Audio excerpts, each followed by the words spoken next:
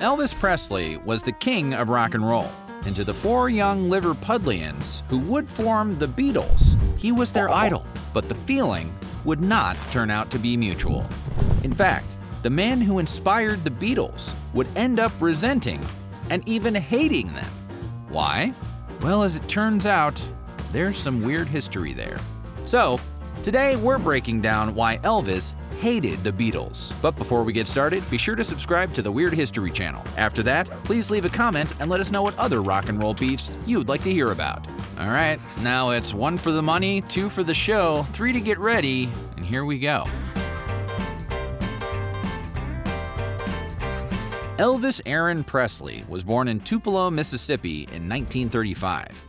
At the age of 13, his parents moved him to Memphis, Tennessee, where in 1953, the same Elvis who got a C in music class decided he was going to be a musician. To that end, in August of that year, he went to producer Sam Phillips' Memphis recording service to record what he described as a gift for his mother. That gift was a 2-sided acetate disc, which featured Elvis singing the songs My Happiness and That's When Your Heartaches Begin. It also came complete with one of the biggest and most successful careers in the history of music. So, good luck topping that next Mother's Day. Anyway, Elvis's sound, which was a blend of some of his earliest musical influences, was known as rockabilly, and it was a fusion of country music and rhythm and blues. It also made him the perfect vehicle for Phillips, who was always looking for ways to bring African American music to a wider, or more accurately, whiter audience. Elvis would cut a few songs for Phillips' Sun Records before his manager, Colonel Tom Parker, arranged for his contract to be sold to RCA Victor.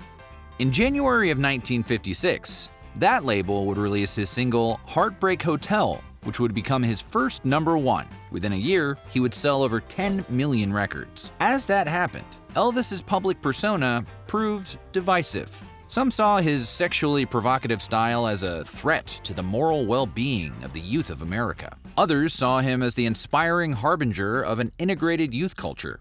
And most people probably found it to be somewhere in between, because he's currently the 3rd highest grossing musician of all time. We'll get to first place later. But his meteoric rise in the 1950s as a global icon came to a screeching halt the moment Elvis tried to silence his critics by joining the United States military.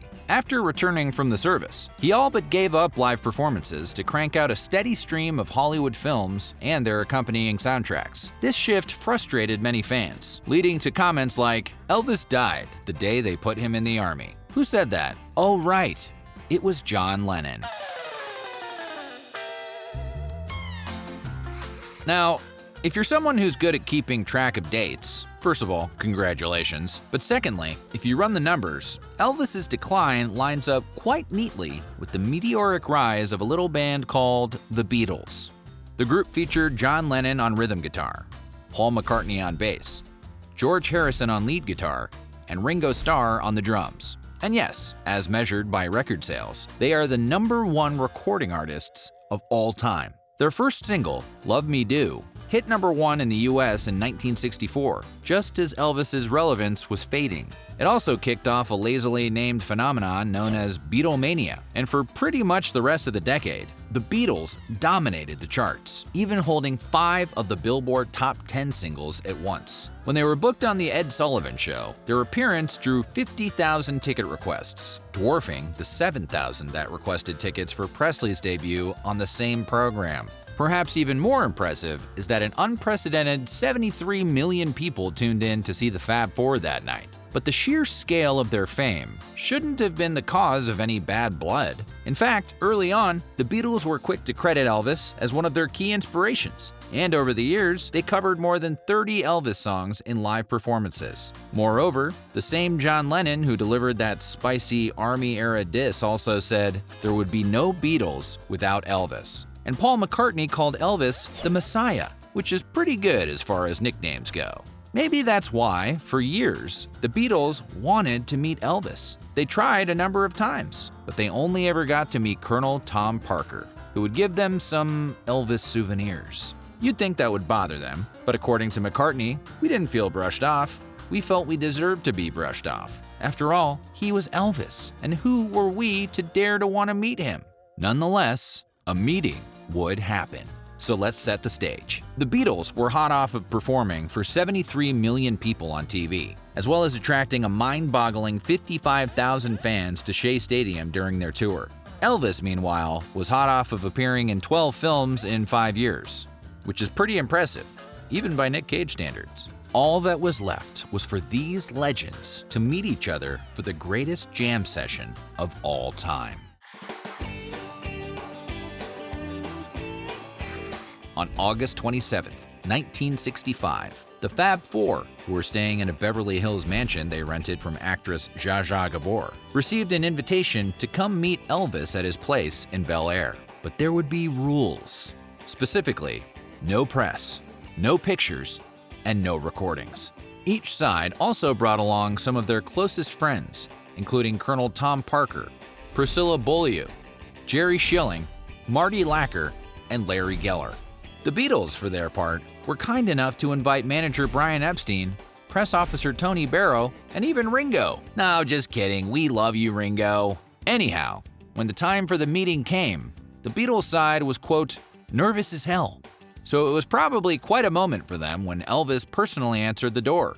Or did he? He came to the door, which is a matter of dispute because we did this story once and Ringo said, no, he didn't. He was sitting on the couch. I say, no, he didn't. He came to the door. Paul's memories notwithstanding, most who were there that night, including George, seemed to recall Elvis was sitting on a couch, watching a huge color TV with the sound off while playing a bass guitar. After what was called a weird silence, Elvis teased, if you damn guys are gonna sit here and stare at me all night, I'm gonna go to bed. Awkward. At that point, Lennon allegedly attempted to break the ice by asking Elvis why he'd been churning out soft, fluffy ballads for his movies, asking, what happened to good old rock and roll? Elvis and Colonel Parker then explained that the film formula was basically the only guaranteed way not to lose money. Spoken like a true artist. From there on, things get a little mysterious. According to John, the Beatles actually jammed with Elvis. So we just got in there and played with him, you know. We all plugged in what was ever around, we all played and sang. According to some of the people who were there, they sang Chuck Berry songs, and Elvis even played bass on the Beatles' I Feel Fine. There are even reports that bodyguard Mal Evans had to break plastic spoons in the kitchen to make picks for the jam. And Ringo, not having an instrument to play, tapped out the beat with his fingers on wooden furniture. The mere idea of Elvis and the Beatles throwing down for a jam is enough to make any real rock and roll fan swoon. And if a tape of it existed, it would be worth untold zillions of dollars. But there's probably no tape, because despite what John told the media, that jam session might never have happened. Why do we say that? Well, because that's what the other three Beatles seem to say. I never jammed with Elvis at all. No, John said he on the John interview. jammed with Elvis. Yeah, it must have been when we went out of the room. Secretly at night. That interview was given around the time of the release of the Beatles anthology, and it's impossible to imagine all three surviving members forgot the night they got to jam with their idol. So we can rule out the version of the story John told. We can't rule out that John jammed with Elvis alone. But given his penchant for fabulizing and myth-making, we'd take it with a grain of salt. For what it's worth, Elvis's close friend Jerry Schilling also denied it ever happened, saying they never jammed together, that was just wishful thinking. Whatever the case, the Beatles' biggest moment of all wasn't over anything musical, and it wasn't over Elvis's massive wealth, mansion, or memorabilia. It was his remote-controlled television. He had the first remote television channel changer that we'd ever seen, because it was that year when they came out, and he was just aiming it at the TV and the channels were changing. We go, whoa, he is indeed the mighty God. Okay, so there was no jam session, but it still sounds like everything went well and a good time was ultimately had by all, right? Well, maybe.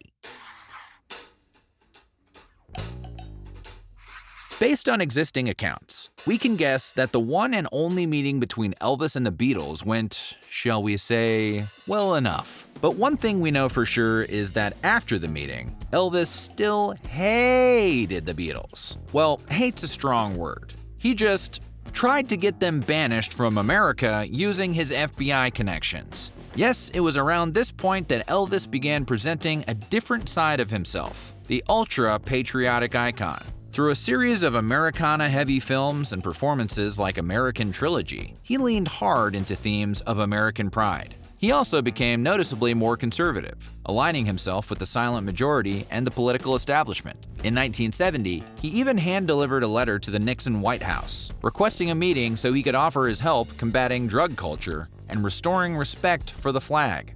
Based on his enormous appetite for drugs, we're not sure Elvis was the man for that particular job. And don't even get us started on how awful his handwriting was. 9 will be here for as long as... Yeah, that's not legible. The letter's incoherence aside, it did result in a meeting. And during that meeting, Elvis grew emotional and assured Nixon that he was on his side. So, yeah, Elvis was not the threat to the moral well-being of the youth of America he once was perceived as. He was a guy who shrugged off the Beatles, cried meeting Nixon, and requested an FBI badge so he could be a federal agent at large. Although, in all fairness, he just wanted government credentials so he had the ability to carry guns and drugs across international borders. Is that really so bad?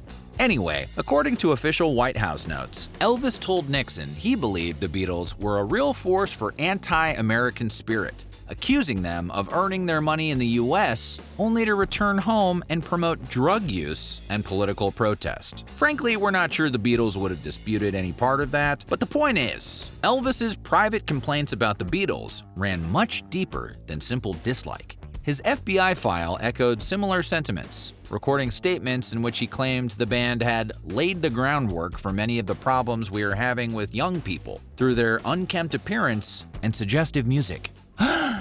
He also argued that the hippie movement and the Beatles' drug experimentation were tools of communist brainwashing. The Beatles, for their part, were genuinely hurt when they eventually learned how Elvis had spoken about them behind the scenes. Paul McCartney said he felt betrayed after reading the Nixon transcripts, joking that while Elvis criticized their drug use, he was caught on the toilet full of them. Ringo Starr called it heartbreaking that Elvis had tried to use his FBI connections to get them banished from America, saying, "This is Mr. Hips," and he felt we were a danger. And yet, despite the disappointment, the Beatles never stopped admiring him. Paul McCartney summed it up best. "It was sad, but I still love him.